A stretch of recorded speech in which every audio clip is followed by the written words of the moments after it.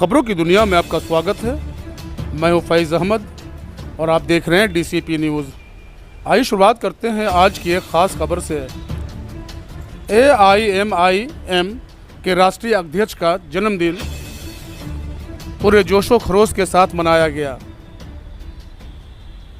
हरदोई, आज जनपद हरदोई में AIMIM के राष्ट्रीय अध्यक्ष असदुद्दीन ओवैसी का जन्मदिवस बहुत ही जोशो खरोश के साथ मनाया गया। असदुद्दीन ओवैसी अक्सर आम लोगों ने देश के मुसलमानों के हक के लिए लड़ते हुए देखा होगा और शायद इसलिए असदुद्दीन ओवैसी को मुसलमानों के नेता के तौर पर जाना जाता है। ओवैसी साहब हमेशा भारत के मुसलमानों की तरक्की के लिए जोर देते हैं। इसके अलावा जब भी देश में किसी भी तरह का कोई विवाद होता है तो ओवैसी साहब हमेशा अपनी राय उस पर देते हुए नज़र आते हैं। इतना ही नहीं, असदुद्दीन ओवैसी हमेशा से ही बिना किसी के डर के अपने विचार लोगों के सामने प्रकट भी करते हैं। वहीं सरकार द्वारा लिए गए कई फैसलों के खिलाफ भी उन्हें बोलते हुए देखा होगा। आखिर कौन है ये ओवैसी, उनके राजनीतिक सफ़र और उनके जीवन से जुड़ी महत्वपूर्ण जानकारी आइए हम आज इस न्यूज़ के माध्यम से जानते हैं। असदुद्दीन ओवैसी का जन्म 1969 ईस्वी में एक राजनीति से ताल्लुक़ रखने वाले परिवार में हुआ था। इनके दो भाई हैं जिनमें से वो सबसे बड़े हैं। ओवैसी साहब ने साल 1996 में फरहीन ओवैसी से विवाह किया था और इन दोनों के कुल 6 बच्चे हैं जिनमें से एक बेटा और 5 बेटियां हैं। वह काफ़ी कम लोगों को पता चलता है कि ओवैसी के पिता के अलावा उनके दादा भी राजनीति से जुड़े हुए थे। असदुद्दीन ओवैसी ने अपने शहर हैदराबाद से ही अपनी प्रारंभिक शिक्षा प्राप्त किया था। ओवैसी के पास बैचलर ऑफ आर्ट्स की डिग्री है। ये डिग्री उन्होंने उस्मानिया विश्वविद्यालय से प्राप्त की थी। इसके अलावा उन्होंने लंदन के एक विश्वविद्यालय से अपनी वकालत की पढ़ाई भी पूरी की है। असदुद्दीन ओवैसी साल 1994 में राजनीति में कदम रखा था। उन्होंने आंध्र प्रदेश की 4 मीनार विधानसभा सीट से पहली बार चुनाव लड़ा था और इस चुनाव में उनकी जीत हुई थी। वहीं साल 2004 में ओवैसी साहब ने लोकसभा का चुनाव लड़ा था।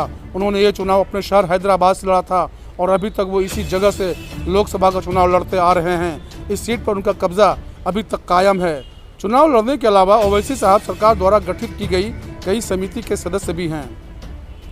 असदुद्दीन ओवैसी अक्सर अपने भाषणों के कारण विवादों में घिरते नजर आए हैं। एक रैली को संबोधित करते हुए उन्होंने बयान दिया था कि वे किसी भी सूरत में भारत माता की जय नहीं कहेंगे। यह भाषण उनके द्वारा साल 2016 में महाराष्ट्र की एक रैली में दिया गया था।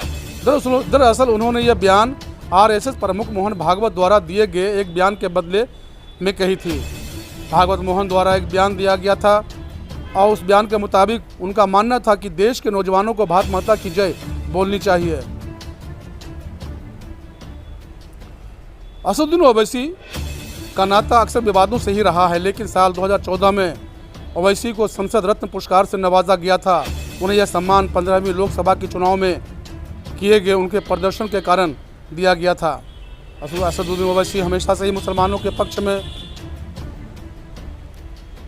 बात करते हुए नजर आए हैं। इतना ही नहीं, भारत सरकार द्वारा हज यात्रा पर दी जाने वाली सब्सिडी को गलत बताते हुए उन्होंने कहा था कि सब्सिडी पर दिए जाने वाले पैसों को सरकार द्वारा मुस्लिम महिलाओं की शिक्षा पर खर्च करना चाहिए। इतना ही नहीं, मुंबई पर हुए आतंकी हमले पर भी ओवैसी साहब ने कहा था कि निर्दोष लोगों की हत्यारों के खिलाफ सख्त कार्रवाई करनी चाहिए।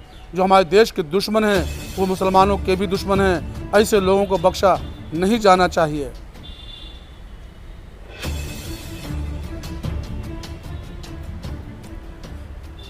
आज असदुद्दीन ओवैसी साहब का जन्मदिवस जनपद हरदोई में मनाया जा रहा है।